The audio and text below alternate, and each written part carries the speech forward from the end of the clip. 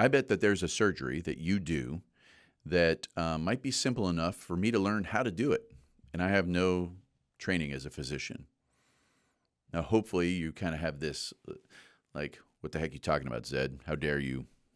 Hopefully that's in your mind. But I want you to wrap your head around this idea that I could learn how to do it. But does that mean I should?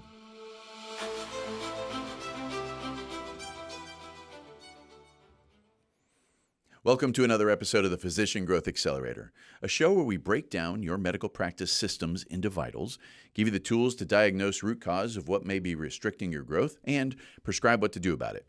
I'm your host, Zed Williamson, and I believe that every system is perfectly designed to get the result it gets. And if you are feeling a restriction on growth, which I view as business health, doesn't necessarily mean I want to be busier, but if there are things that you just wish were different about the business side of your medical practice, those are perfect outcomes of your current system. And when we wrap our heads around that concept, it gives us the freedom to identify what parts of the system do I need to tweak so I can create the result that I want. Now, clearly, as a physician, and let's say you're a surgeon and you're in private practice, it's important for you to have basically a safety net, a moat around your business so that you are in the driver's seat. I never want you to feel in this position where you have to, like, oh, I have to sell to a hospital system, or my referring primary care physicians were just bought by a hospital system and that's going to tank my business.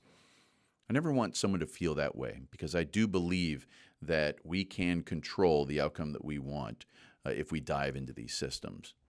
But here's what happens. This is what our brain does, a little trick it plays on us. When we run into a frustration, we ask ourselves, how can I fix this? And this may sound strange, but that's not the healthiest way to approach it. Because how to do something doesn't actually matter that much. Now, that may sound strange, so let me walk you through the concept a bit. But I want you to just think about the training you've had over the years. Understanding the anatomy, the science, everything about the specialty you're in. And let's say you are a surgeon and you're able to do surgeries that help people overcome things that are holding their lives back. I bet, and this might come across a little offensive in the beginning, I bet that there's a surgery that you do that might be simple enough for me to learn how to do it. And I have no training as a physician. Now, hopefully you kind of have this, like, what the heck are you talking about, Zed? How dare you? Hopefully that's in your mind. But I want you to wrap your head around this idea that I could learn how to do it. But does that mean I should? No, not at all. There's no scenario in which I should. And it's because knowing how to do something is not the most important part. If it was, there wouldn't be any car accidents, right? Everyone knows how to drive. But what happens is there are variables that pop up, and it creates scenarios in which people don't really know how to adapt, and it results in a car accident. Car accidents are not good, but everyone knows how to drive. And so in business, things that happen are, well, I run into this problem. Let me figure out how to fix it. Okay, I know how to fix it. It may just be like that scenario in the car. There's too many variables. Specifically, and personally for me, I've studied neuroscience, human behavior for more than two decades. Gosh, that puts a little age. I guess about 26 years of focusing, understanding human behavior, what drives behavior, how you drive behavior change, and just how the brain works in regards to what we make as decisions as humans. And I worked for a couple different businesses before I started my company. And the culture that existed was horrendous in these companies. And the thing is I was in it and then I saw it and I knew how to fix it because I'd been studying human behavior and neuroscience. And I just saw the things that were wrong about how the business was really setting up the structure and the interaction with the staff. And it was basically something that was predictable. Like, we would know that this is not going to have a strong culture, that people are going to be, bickering between employees, people saying it's not my job or showing up late, all these things that you don't want. And I sat there somewhat arrogant at the time and said, well, I know how to fix this. I've been studying human behavior. So when I started my company, it was very important to me that I would not have a bad culture, that it would feel like everybody was rowing in the same direction. That it would be positive. People would look forward to coming to the office. Sunday night would kind of be this like, all right, cool, I get to go to work. And that seemed very doable for me because I knew how. Here's the problem. The culture at the company I started sucked in the beginning. And it's because what I hadn't gotten through yet were the variables that pop up. The reason you can do surgery is not because you know how to do surgery. It's because you know everything about it. You know foundationally the anatomy. You know all the things that can pop up. If something goes wrong, you don't just stop and go, oh, wait a second, I don't know how to do that part. You can deal with it. So in business, what happens is you might be experiencing something frustrating, and you try to look up, how do I fix this in my company? Maybe you read a book, but why is it that we read these books, we learn something, we try it, and it just never sticks? Like, I tried fixing that, it didn't work. Or I tried this and that didn't work. It just is the way it is. I guess this is just, what it's like having a business.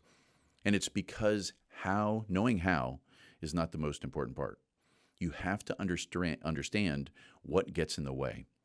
And that's why there's so much power in what we use is the theory of constraints as it relates to private medical practices.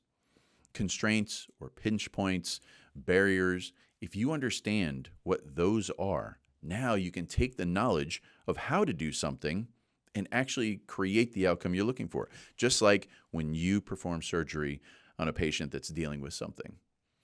Simply knowing how to do the surgery is not good enough. Simply knowing how to drive is not good enough.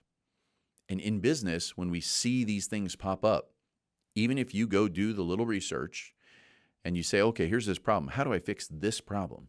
The reason why it keeps coming back is because it's the lack of the focus on the constraint that creates it. It's the entire system. And so you can go to classes, you can read books, but if you're not focusing on the constraints, then the problem that you quote unquote want to fix just keeps popping up in different places. You may have an employee and it just doesn't work out and they choose to leave, or you choose to help them leave, and same thing keeps happening.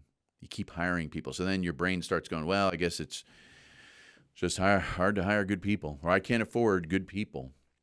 And it's just because you understand how to fix the problem, but you're not looking at the constraints that's creating the outcome you're dealing with.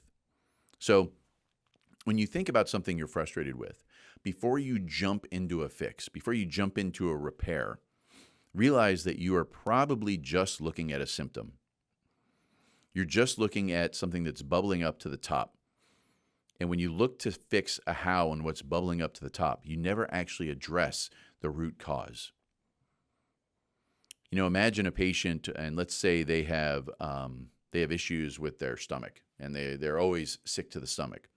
And so if we just treat that symptom and never address root cause, it will go on to be something much more major in that patient's life. The same thing with your business.